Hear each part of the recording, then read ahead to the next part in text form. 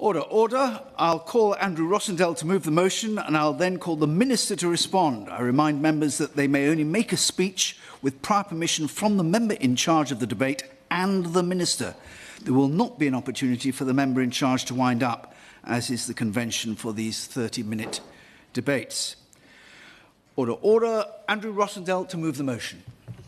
Thank you, Sir Desmond, for calling me today in this debate about the importance of flying flags from public buildings across our United Kingdom. This is a subject I have studied and campaigned for many years, even before entering the House of Commons. In the year 2000, as a councillor in the London Borough of Havering, I campaigned for the Union flag, also correctly known as the Union Jack, to be flown all year round from the main flag mast at our town hall in Romford. It was with great sadness that the then Labour Council, supported by some members of the Havering Residents Association, voted against my motion to do so. This led to a public outcry, leading to the eventual backing down of the then administration, who accepted that the people of my borough wanted to see their national flag flown 365 days of the year. I mounted a similar campaign when I entered Parliament in 2001, calling for our national flag to fly from the Victoria Tower throughout the year. But the tradition then was that it would only fly when Parliament was in session.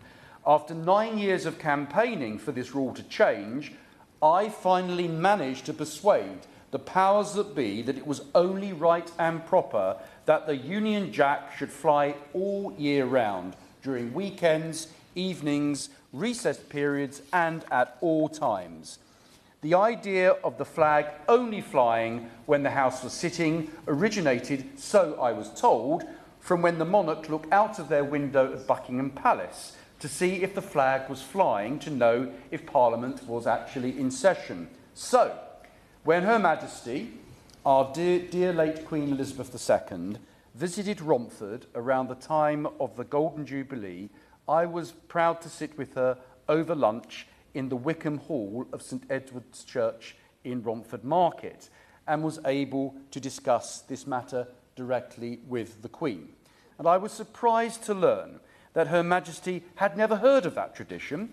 She told me that when she wanted to see if the House was sitting, she would generally switch on BBC Parliament. So, after much debate, following this revelation, it eventually led to the Union flag being raised permanently above the Victoria Tower on the 6th of January 2010, where it has proudly flown every day ever since, for millions of visitors of London to see and for everyone to take pride in. I certainly will. Gentlemen, for giving way and congratulate him on this. I'm really intrigued with this and thank him for that. Obviously, coming from Northern Ireland, we're a nation of flag flyers. I flew a flag nearly all my life. But does the honourable member not agree that the only flag that we should have pride of place on public buildings is that of the Union flag? And we should take the opportunity to fly this to encourage a sense of national pride as a symbol of the things that unites us. We have different colours, different creeds, different genders, different ambitions, different qualities, different skills. But we're all British, and together we can be united and make this United Kingdom of Great Britain and Northern Ireland a better place for everyone. I entirely concur with the Honourable Member for Stratford, and I commend him for his patriotism, his love of country, and of his understanding of the importance of being proud of being British. And flying the Union flag is an essential part of that. So, may I refer the House to the EDM number 1199 of the 29th of March 2010, signed by Mr. Speaker himself, which records the significant moment in parliamentary history when the Union flag was raised permanently on the Victoria Tower here in the Palace of Westminster. In 2007, I established the All-Party Parliamentary Flag Group, which became the Flags and Heraldry Committee, and which now forms a central part of the British Heritage All-Party Group, of which I am proud to chair.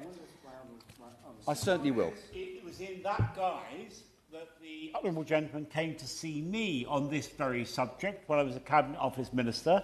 We had some success, in that venture, as he will record, and subsequently, due to the Right Honourable Member for Hertsmere, we had further success. We worked together to ensure flags were flown from government buildings across Whitehall, but no doubt he'll tell us about that too. He deserves great praise for his endurance, his perseverance, his determination.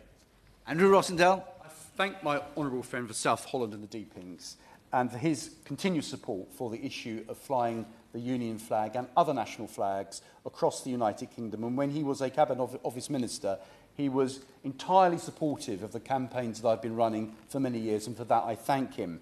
And so the British Heritage Group meets today at 5 o'clock to discuss issues relating to flags, heraldry, national symbols, historic counties, patron saints' days, and all things important to the heritage of our proud island nation. May I put on record my thanks to the President of the Flag Institute, Captain Malcolm Farrow, OBE, and the Chief Axiologist of the Flag Institute, Graham Bartram, for their support and guidance on matters relating to flags over all these years, and commend the work of the Flag Institute as the expert body that understands the importance of flags and the protocol that surrounds them across the United Kingdom, the Crown Dependencies, and the British Overseas Territories. I also commend the College of Arms and Peter O'Donoghue, the York Herald, who has also given us extremely good advice on this topic over many years. And of course, the College of Arms registers flags in their institution, and they are there for all to see and admire and recognise as important parts of our national character. Certainly. Many of the towns and boroughs in the country, like mine in Stockton and Billingham, have achievements of arms featuring important emblems of the past of the towns. In Billingham, we have a ship as our crest. In Stockton, an anchor and a sea lion celebrating our shipbuilding and maritime past. Would he agree with me that the flying of achievements of arms as flags over town halls enables not just heraldists like myself to experience some joy, but people in their local area to have real pride in their town or borough? Well, I completely agree with the honourable member. I only wish my own borough, Havering, which is a London borough, would also recognise that as well. I've tried for many years to ensure that the Romford town crest is displayed in Romford, but sadly, because of the corporate identities of London boroughs, my own borough has steadfastly refused to do this, and I'm still fighting that against my own party that governed the council for 20 years and failed to do anything about it, and against the current council, which is controlled by the Residents' Association. But local patriotism, local town crests, local flags are also very important, I believe, in the culture and the makeup of our great British society, and I thank him for his support, certainly. Thank you very much, Chair. Prior to being elected to this place, I was Provost of West Dunbartonshire Council. Provost is just the Scottish term that's equivalent of the Mayor. And one of my civic responsibilities was having complete responsibility in relation to what flags would be flown from our civic buildings across the whole of West Dunbartonshire. But my experience is that flying flags are often a source of division. Somebody would always object when I decided to fly the Union flag, or if I decided to fly the Saltire. Does the honourable member agree with me that the authority to fly flags should never be used to stoke division or hate in our communities, but it should always be used as a force for good, such as flag-raising ceremonies that we often had on national days across the United Kingdom? International Holocaust Memorial Day, we had a flag. Merchant Navy Day, we had a flag. Armed Forces Day, Commonwealth Day, we would fly those flags on our civic buildings. Does the honourable member agree with me that there is a purpose to that? I do very much. Thank him for his very helpful intervention. I'm going to refer to much of that later on in my speech. So, Sir Desmond, in bringing this matter of flying flags from public buildings, may I draw the attention of the Minister to EDM number 1452, supported so far by my honourable friends, the members for Windsor, Mid Leicestershire, Great Yarmouth, Bromsgrove, Broxbourne, Belfast East, Strangford and East Londonderry, and the staff of the honourable member for Mid Buckinghamshire, Ryan Mark Parsons and George Bundock, for their advice and amazing support for the campaign to uphold neutrality in flying flags from public buildings. It is now more important than ever for for this House to both recognise and unequivocally support the importance of maintaining the institutional neutrality of governments and publicly funded spaces. This is particularly vital when seen in the context of a range of entirely new and overtly political flags or banners, as they should be correctly referred to, being flown, not only by individuals, as is their right, but publicly funded bodies, such as local councils, town halls, civic centres, hospitals, schools, universities, police stations, railway underground stations, bus garages and other institutions and organisations, as well, of course, national departments of His Majesty's government. This innovation of recent years is not only alien to the civic traditions of this country, I believe it is emblematic of a declining understanding of the importance of national unity and pride in our national heritage and constitution, but is often alienating to many hard-working, law-abiding citizens of this great country who see themselves first and foremost as British and not part of a minority or a separate community.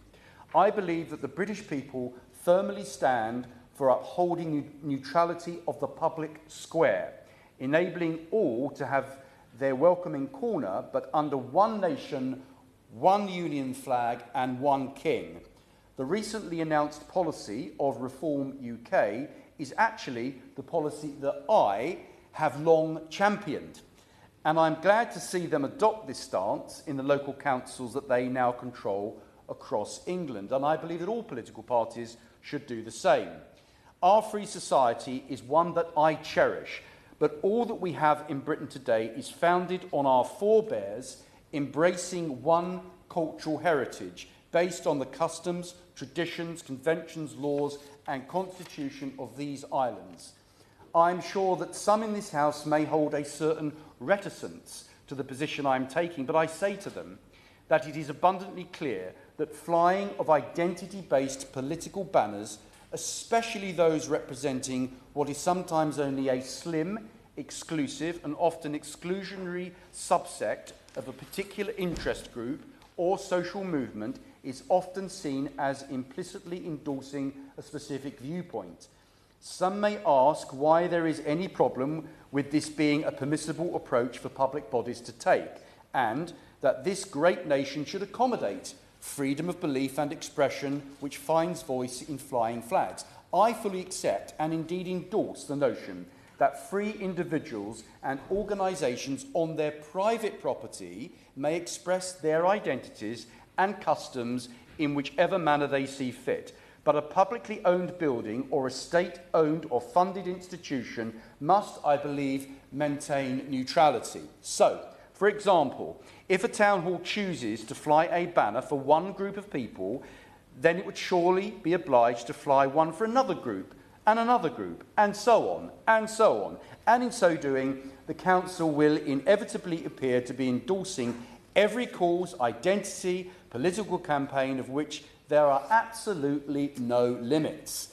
Not only is this divisive to many who do not necessarily support the cause in question, the costs and staff time spent on displaying a seemingly never-ending array of banners and flags to please and appease every possible cause, not to mention the organisation of individual ceremonies to go with it, is devaluing the significance of flying the flags of nation, country, county, city, village and town that unite and represent everyone in that community. Indeed, it is becoming unmanageable. So, as so many banners representing a multitude of groups and causes are being added to the list, it simply has to stop. And we must, I believe, restore a flag protocol regime that upholds our national identity, which should always come first, followed by that which represents our country, boroughs, counties, cities, towns and villages. Of course, no flag of any kind should take precedence over the Union flag on a public building, apart from the royal standard when His Majesty is present. Private expression of political sympathies and other institutional expression of political sympathies are entirely different. Although individuals and communities must continue to be free to express their identities and customs, including by flying flags of public institutions, should exercise extreme caution, professionalism, in order to remain inclusive to all British citizens, regardless of their views. Quite the contrary to silencing minorities, this age-old position ensures that everyone can pursue their expression and association, find a place and be represented in this country under our nation's official flags. This, I believe, is the only logically defensible, and it is the stance taken by the vast majority of British people with whom I am in profound agreement. Once we've accepted the importance of maintaining the neutrality of the public square and enabled by the local and national publicly funded institutions of this country, the particular rules as to how this is governed and must be decided and expressed in plain English. There is guidance on flag etiquette and rules on flying flags, and the Flag Institute are the experts in this field, so I hope the Minister will take advice from them in making sure that everything is handled in the correct fashion. Flag protocol largely dictates how flags should be handled, put up, taken down, illuminated, and other forms of handling. There are flags that require special consent to be flown and others that do not and ought not to do, such as national flag, Commonwealth flag, and flags of the United Nations, etc. They should be flown, of course they should. Indeed, there are also flags which are rightly expressly banned from being flown, most notably those of proscribed terrorist organisations. These rules should strictly be enforced in their entirety. Yet in the middle there is a grey area which has not been occupied but actively exploited by minority and sometimes extreme political factions and their subscribers or sympathisers in public institutions. This, I argue, is the area to which new guidance and rules ought to be implemented, published and enforced, to prevent the domination of public institutions and the public square by overtly political interest groups. They would therefore prevent the continuous vying for position of institutional dominance by a range of sometimes extreme minority groups, both of left and of right, unrepresentative of the British people, culture and heritage at large, enabling freer expression and sense of belonging for all British people. I therefore call on all public bodies, especially those representing national and local government, to adopt clear and consistent policies limiting flag displays to national, country, county, borough, city, town, village, military, or those representing the monarch, royal family, or officially recognised flags, to preserve neutrality, true freedom and toleration. I have to continue, I'm afraid. I've got very little time to complete. When there are visiting representatives from other countries, of course it is right that out of courtesy their national flag should fly for that occasion. Or when there is a tragic event in a particular country, of course it is right for that flag to fly for a strictly limited period, for that nation's flag to fly out of respect and sympathy where this tragedy may have occurred. I firmly believe that we are reaching a point of broad consensus on flying of flags, and it should be based on the principles of neutrality of public institutions, public buildings, public square, on matters of deep political controversy, must, like the position of the Speaker of the House of Commons, is indeed now more than ever. The booklet on approved flying of flags, which I have a copy here, it's available in the Speaker's department, explaining the policy on flying flags of flagpoles on the parliamentary estate, outlines what I consider to be, with a few exceptions, a broadly correct approach. Although I strongly believe that the Cross of St Patrick or the Red Hand of Ulster should be flown on the 17th of March for St Patrick's Day, in addition to the Cross of St George, the Cross of St Andrew and the Red Dragon for St George's, St Andrews and St David's Day, respectively. However, in many town hall and public buildings across the UK, political polarisation has reached a new height. Change in a variety of social and political principles is coming fast, and civic unrest is on the rise, and ever more calls for diversity. I don't believe, Sir Desmond, is the answer. We need a more unified, for the British people, and unified approach being represented by national symbols, including flags, which bring us together, not divide us further. As an example of that is the so-called Progress Pride flag, which many believe promotes a contentious ideology that harms women and vulnerable children. It is quite clearly politically divisive and should not be flown from public buildings anywhere in the United Kingdom.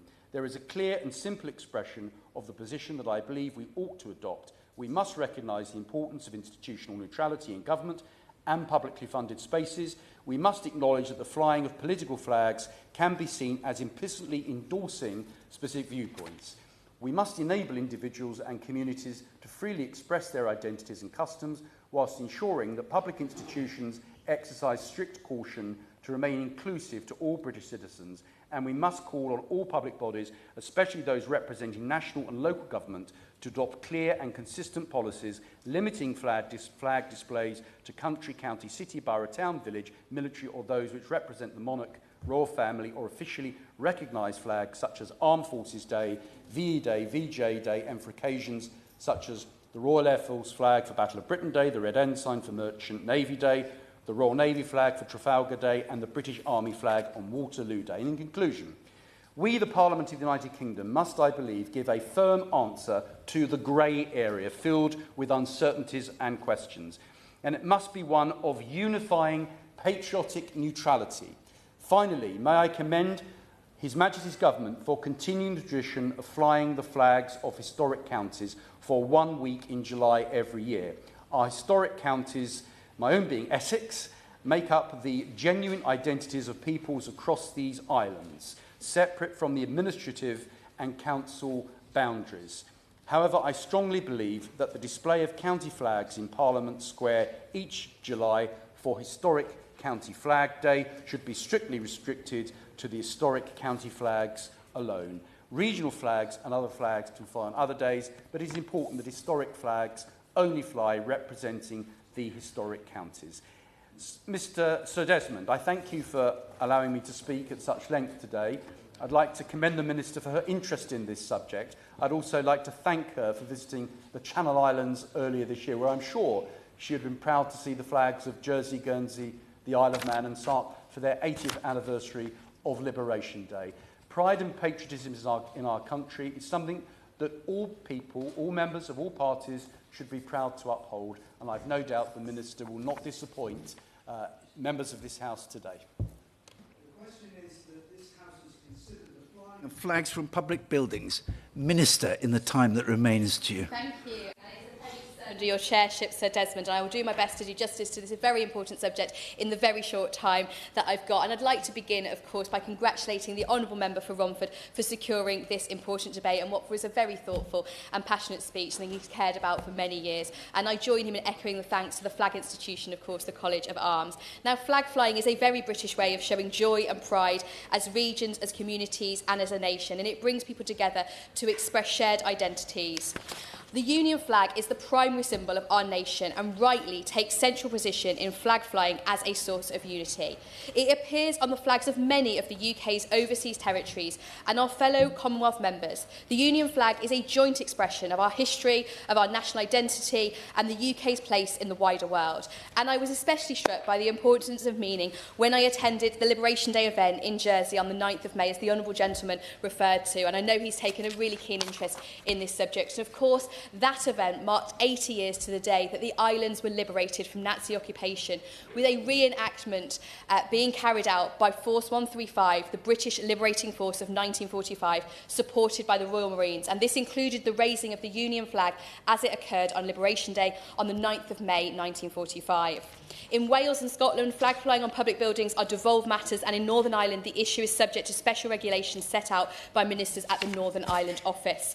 Now, the government supports state and ceremonial events by helping London look its best for occasions such as the recent commemoration of VE Day and Remembrance Sunday each year. This often involves flying flags on some of the most highly visible public buildings and spaces in the country. And every year we adorn the Mall, Horse Guards, Parliament Square with flags for state visits, Troop in the Colour and other occasions visible to thousands of people each day. The cenotaph is the public space where flag flying is at most sensitive and poignant, and is the National War Memorial and focal point for public mourning. And last month, to mark the 80th anniversary of victory in Europe, the cenotaph was draped in 2 large Union flags, emulating the way in which it was first revealed to the public in 1920. And I'm sure members will agree the results were spectacular. In addition to these events, the government takes an active role in promoting public flag flying across Britain. We disseminate an annual list of designated days on which all UK government buildings are required to fly the Union flag. This ensures it is flown on some of our nation's important cultural occasions, including to mark Remembrance Sunday and the anniversary of the King's accession. Now, the Union flag has its origin as a royal flag, developed first in 1606 by James I and then added to in 1801. For much of its early history, it was flown solely above royal residence, above naval vessels and other specific circumstances. By the 1920s, the practice of flying the flag had been formalised into the list of designated days, such as the sovereign's birthday or anniversary of the coronation, on which government buildings were expected to fly the flag each year in addition to royal properties. And as a legacy of this practice, it was the case until 2008 that government buildings were expected to fly the Union flag only on specific dates. This was consulted on following the Governance of Britain Green Paper in 2007, which highlighted the importance of the Union flag and sought to broaden its use. And as a result, in 2008, the Labour government under Prime Minister Gordon Brown allowed government buildings to fly the Union flag on any day of the year rather than solely on royal and ceremonial occasions. And this was further expanded in 2021 at the decisions of ministers. Since then, government buildings have not only been allowed but actively and formally encouraged to fly the Union flag every day. Consequently, more Union flags are now flying from government buildings than ever before, actively fostering the sense of national unity and pride we all value so highly. And the Honourable Member spoke movingly about the history of the flag flying over Parliament and the important change in 2010. And of course, another important government duty regarding public flag flying is that in times of national mourning or tragedy, instructions are issued to require the half-masting of the Union flag on UK government buildings. Now, the approach taken by government departments to flying of flags more generally on the buildings has evolved organically over the last 15 to 20 years under successive governments. With the approval ministers in governments at the time, departments have, in addition to the Union flag, increasingly flown other flags to show support for causes in Britain throughout the world. For instance, many will have seen on the way here the Armed Forces Day flag is flying proudly from buildings along Whitehall in preparation for the day itself on Saturday. I began this week by attending the flag-raising ceremony at Barnsley Town Hall to see our Armed Forces flag raised and flown as we pay tribute this week to our brave service personnel ahead of Armed Forces Day on Saturday the 28th of June. And I know the Honourable Member for Romford has long encouraged the government to fly flags of the British overseas territories and Crown dependencies to recognise their importance. And I'm pleased that while they were not frequently flown in the past, this has become more common. Now, most recently, members will be aware that these flags are currently flying in Parliament Square alongside the flags of the Commonwealth nations, along Horse Guards and the Union flags along the Mall since the 80th anniversary of commemorations of VE Day in May. And with the upcoming state visit of President Macron of France, they will continue to fly. Now, the practice of departments flying the Pride flag, which the Honourable Gentleman referred to, or other LGBTQ+ representative flags, has increased since the Cabinet Office in March 2014 flew the six-stripe rainbow flag to mark the first same-sex wedding taking place in Britain. The then Deputy Prime Minister, Nick Clegg, said at the time, raising the rainbow flag on Whitehall is a small symbol of to celebrate a massive achievement. After this, more government departments have chosen to fly it. It does come from a conscious decision of the elected government of the day. But I want to acknowledge, over time, the government approach to decision-making for flag flying from government buildings and the implementation of central guidance has developed organically. Following the policies of successive governments, this has enabled individual government buildings to select and fly flags whose meaning is rooted in their department's specific remit or have a particular significance. And I would like to just add that while the government's primary duty in relation to flag flying from government buildings is to celebrate and encourage the Union flag as a symbol of the UK as a whole, we are working with officials to consider whether further central guidance to departments regarding flag flying may be helpful to ensure that decisions and implementations by departments are consistent and as transparent as possible. And this would mirror the approach taken at a local level. And in the time I've got, I would just echo the comments he's made on historic counties and how local decision makers do know best. So in relation to government buildings, we acknowledge that the individual processes for decisions on flags will vary and could benefit from further accountability and transparency. I am a very passionate believer in the Union flag. I have it displayed in both my offices here in Westminster and in the constituency. One of my formative memories of drawing St George's flag to fly when England were in the semi-finals of Euro 96, though sadly it didn't have the desired effect. And as Minister for VE and VJ commemorations, I have been encouraging local communities to display Union flag bunting as part of local events, and I know the joy it brings to many. Flag flying on public building is an emotive subject, and we respect the strong held views of people across the country who want it to see represent our unique strengths as communities, as regions and as a nation. I'm very grateful to the honourable gentleman for bringing this important debate. The question is that this House has considered the flying of flags from public buildings. Those that are of that opinion will say aye. Of the contrary, no. I think the ayes have it. The ayes have it. We now move to the next debate.